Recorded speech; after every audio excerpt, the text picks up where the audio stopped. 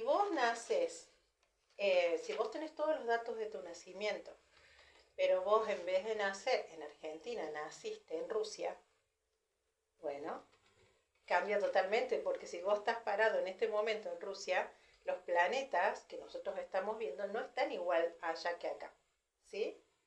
Y nosotros en astrología seguimos una orientación que es de la astrología del hemisferio norte. Por eso el horizonte, donde está el horizonte, es donde está el ascendente, según el hemisferio norte. Para hacerlo desde el hemisferio sur lo tendríamos que hacer al revés y sería como muy complicado.